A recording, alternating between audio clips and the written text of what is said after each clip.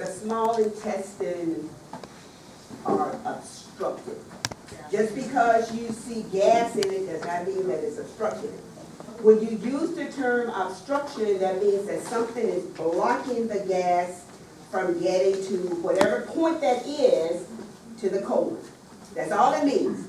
So then how do you know? Well, you got to measure it and use some type of rule of thumb. Now, because I have memorized 2 to 3 times the width of the rib, that's what I use. Whatever you want to use, see all 3 of these?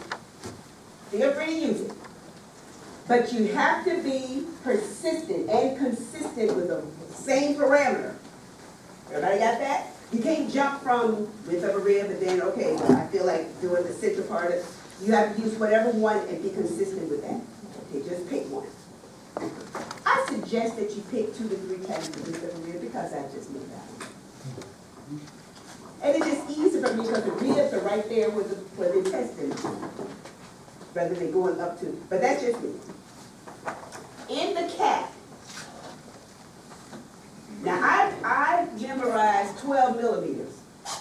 I don't know why I do that, but there it is. Should not exceed twice the height of the central part of L4. Maybe I should change that in my head and memorize that one. Because 12 millimeters, I can use my finger. But that's up to you. So there are rules of thumb for both the dog and the cat. Now, what if there's a lot of gas in the GI tract and there's no signs of obstruction? Then you put everything else in the differential except for obstructive disease. Paralytic ileus if the dog is in pain, gulping a lot of gas, gastroenteritis, those kinds of things, those kinds of differentials. But the key finding is that you see the gas in the small intestine, are they distended? So you could have one region that's distended, or you could have multiple groups that are distended. Upper small bowel obstruction versus lower small bowel obstruction. Those pets are going to be presented with different clinical signs. If it's upper small, when we say upper, somewhere in the duodenum, upper jejunum. Lower jejunum and ileum. But you're not going to know where those segments of the intestine are, right? We can't determine those radiographically. But if you see an obstructed loop that may be cranial abdomen, right side, you might say this is an upper small bowel obstruction, especially if you use a contrast study. So if you give them contrast, and the contrast stops at maybe one segment, past the duodenum, and then you see a little part of the jejunum, you could say that's upper small bowel, couldn't you? From the contrast study. What if you see a lot of distended loops? A lot of them. You kind of know that's lower. Would you say that? No? A lot of them. A lot of them that's distinct. Okay, look at this one. Look at this one. Is this an upper small bowel obstruction or a lower small bowel obstruction? More likely. Help me. Upper or lower? Upper, because it's a lot of... Upper? Upper? Upper or lower small bowel? It's obstructed, correct? This one is mild. This one is severe. Because radiographically, I have to tell you if I think it's upper small bowel obstruction versus lower small bowel obstruction. It's not going to make a difference with how you're going to approach the case, is it? Because you're going to surgery, because it's obstructed, right? But academically, we like to let the clinician know that if it's upper or lower. So you need to have some idea. Okay, question. So, different in surgery, rotation, we had a case that the foreign body was in the colon. In the colon? Like in the colon part? In the colon, not colon part, colon. And so, they can't open that surgery-wise. Like, and here we can determine if we see that, not to open the small at all. Well, if you know that the foreign body is in the colon, if it reaches the colon, guess what? It's coming on out of there. But I'm trying to like see if I can identify it here before actually trying to open it. Oh, you want to determine if Yeah. this is small intestine versus colonic? Yeah, so I don't have to. Okay, good. All right, good. Okay, let me get back. I really didn't expect it to be this long. Okay. How long you think is the colon? Short. You think it's gonna be stacked on each other like that? No. You think you're gonna have, you think all of these loops is colon? No. So would you say no, both of these, and these are not colon? Okay. Yeah. Would you, I would say, would you? On this side now, and this side, I don't know. Wait a minute, what do you mean, this side? Yeah, in that one, I'm pretty sure it's not. And you here? I don't know. Okay, so now remember, you have ascending colon that's attached. And then you have transverse colon, and before it goes to descending, it's attached. So it's not gonna move and stack on each other unless it's twisted. Now you can have a colonic torsion, but usually the small intestine are normal. Now I gave you just a little segment of the, you should be able to tell if it's colon because on a ventrodorsal you're ascending, transverse, descending. But colon does not stack. That means you got a colon that's looped like this. And colon does not do that. It's kind of stuck. Otherwise, you'll have it twisting all the time, right? Small intestine are just, they're moving around because they just attach to the omentum. Does that help? Yes.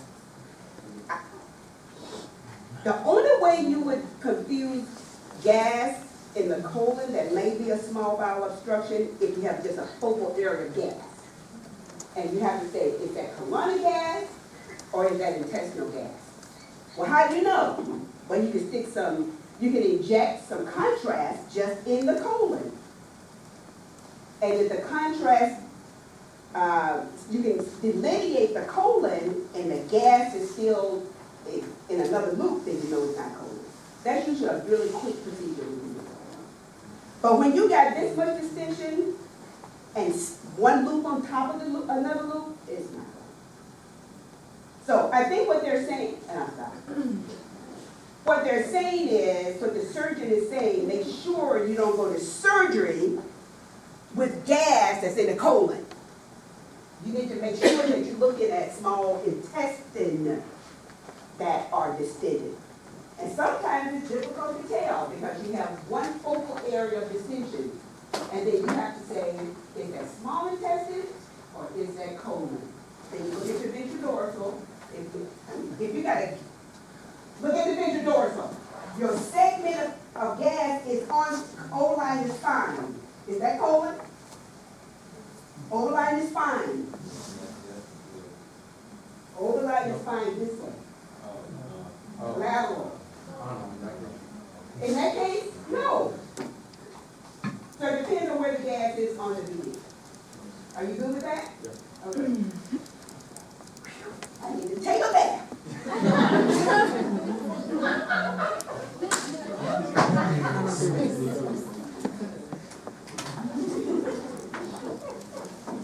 Let me just go back here and just stand by you.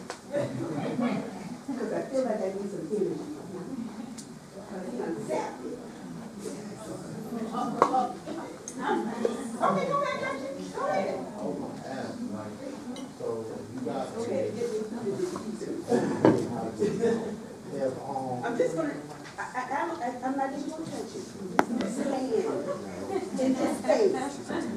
you got a upper, you have for severe dilation, you got surface area for fluids to go, air to go. So if you got a backup that's close to the stomach, you're gonna get a bigger dilation versus one backup like the ileum or the cecum. I got more intestinal breath that cells. Okay, yay and nay. Okay.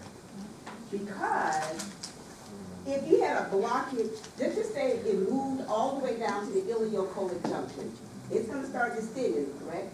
It'll distend there just as badly as if it got stuck in through our loops. The difference is the number of bowel loops. The number. If you see a lot of bowel loops that are distended, you know it's got to be way distal. Does that make sense? This one can't be upper. Too many bowel loops that's distended. Because upper means duodenum and upper jejunum. That means you are going to see a colon. Everybody got that? So you actually can tell that the obstruction is either upper or lower. It's just a sort of like an additional, it's not going to change your course of action. Okay. So upper and lower doesn't pertain to small intestine and large intestine? No, upper and lower small intestine. If I got a colonic obstruction, it's colonic. And more than likely, if I pull try to get to the colon, look out. It's coming on out of there. And sometimes we wait sometimes.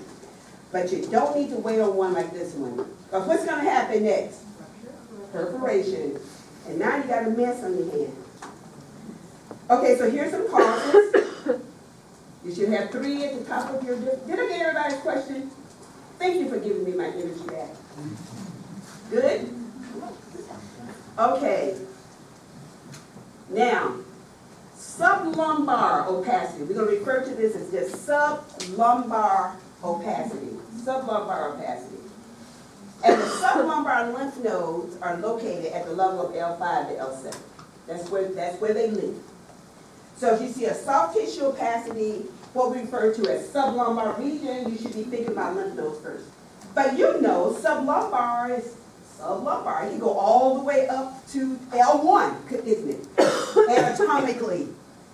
But radiographically, when we say sublumbar region, we're talking about between L5 and L7. The lymph nodes live there. So what causes it? We start with something simple like inflammation. Lymphoma for sure. Lymphoma for sure. That's the #1 cause of lymph node enlargement. And so if you see a soft tissue opacity in that region, remember the other lymph nodes in the abdomen. You already know them in the thorax, right? There's 3 of them in the thorax. But in the mesentery, that's where the next cluster of lymph nodes are located. So when the mesenteric lymph nodes become enlarged, it looks like a what? A mass effect. And remember we went through the mass effect? So if it lives there, midline, not only are you going to add spleen, you're going to put lymph nodes in different. Remember I said put lymph nodes in every mass effect. Because that's where they live. In cats with lymphoma, tend to have mesenteric and intestinal wall thickening. Mesenteric lymphadenopathy and intestinal wall thickening in cats. So if I have a case that come in and I'm doing a radiographic evaluation, once I get through the thorax and the abdominal film, when I go to ultrasound, I make sure I look at the mesentery in cats. I'm going to look there anyway, but I want to make sure I don't miss it in cats. In dogs, it's typically sublumbar. What else is in that region? Another common finding or condition that we see is metastatic disease to the sublumbar region. Metastatic disease to the sublumbar region. So it metastasizes to the vertebrae, and then it causes secondary sublumbar lymphadenopathy. Okay, question. Can you repeat what you said that you see in the text? Mesenteric lymphadenopathy and intestinal wall thickening. So in lymphoma in cats, GI lymphoma in cats, mesenteric lymphadenopathy. So I want you to remember these, what we call hot tumors. Hot means aggressive. Well, what neoplasia you know that's not hot and aggressive? Well, if you got pancreatic, I'm mean, if you had a choice, you wouldn't have any of it. But prostatic, anal sac, and urinary bladder, hot tumors that readily metastasize to the lumbar vertebrae and cause secondary sublumbar lymphadenopathy. 3 hot tumors. And then any soft tissue masses in that region that's benign. So you could have a sublumbar hematoma, you could have a and you know that when we say masses, you all know the chain, correct? C-H-A-E-N-G, chain. Okay, cyst, hematoma, abscess, neoplasia, malignant and benign, and granuloma. Anytime we say a mass. Okay. Let's look at this one. First of all, soft tissue opacity, sublumbar region. Everybody see that? What is it doing? It's causing ventral deviation of the colon, correct? Well, what lives there? Lymph nodes. That's the only, that and soft tissue. So do your sublumbar masses. You make sure you look along the spine to see if there's any evidence of proliferation or lysis. This is another example of sublumbar area opacity. And then in this one, you see this one that has the multifocal, look like a lobulated soft tissue opacity. Okay, question. So if you have enlargement of the sublumbar lymph nodes, can the animal have constipation? Well, I'm gonna have you make a statement. I'm scared. Do I need to come and stand by you? Because you want to make a statement. But it will. And make a statement. Just make a statement. The enlargement will cause constipation. Did she do that good?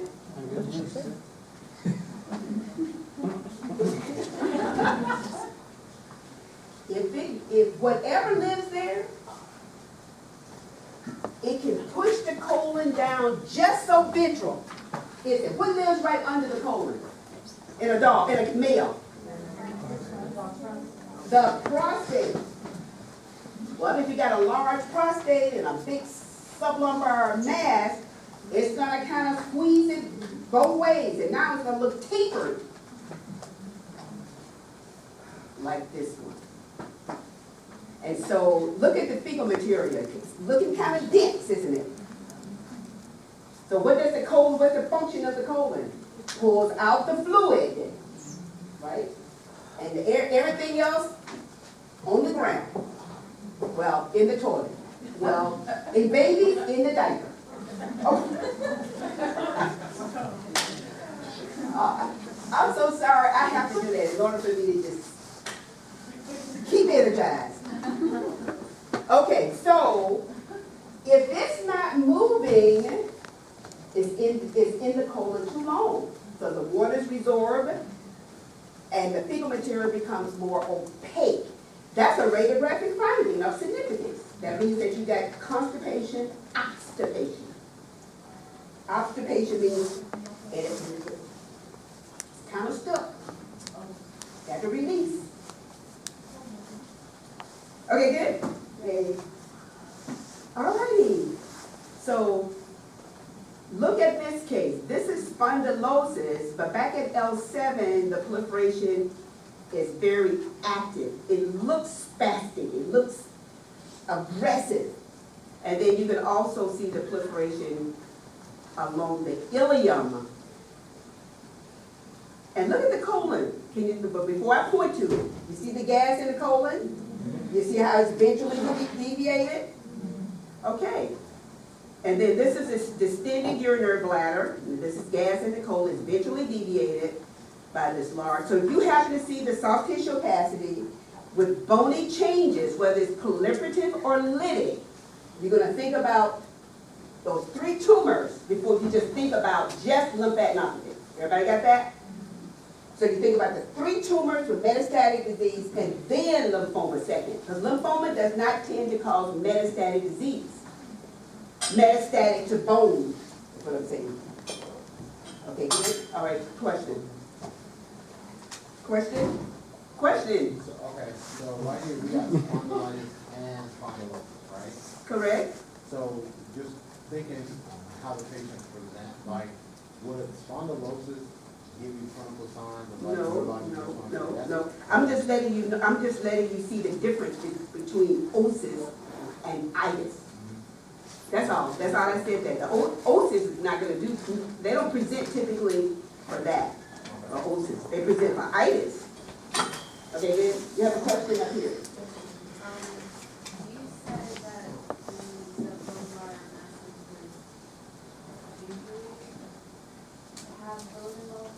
Okay, if it's lymphoma, if it's just lymph nodes, let's look at this one. If it's just lymph nodes, if you think this is a lymphoma case, lymphoma does not invade bone. All you see is just the opacity in the sublumbar region. If you happen to see bone involvement, now you got to think about the tumor. Metastatic disease or infection. And then lymphoma would drop lower your differential. Because you could have lymphoma and an infection. Hopefully not, but you could. Okay, good with that? Okay, normal prostate. Normal prostate, soft tissue opacity at the brim of the pelvis. A little bit of triangle lucency between the bladder, column the neck of the bladder, and the prostate. That's fat, intra-abdominal fat. So when there's prostatic enlargement, it behaves like a Mass Effect, doesn't it? So what's moving? What's gonna move? Urinary bladder is going. Cranium. Colon is going. Dorsal. So would you put prostate disease in this case? Or this one? Because the prostate doesn't live there.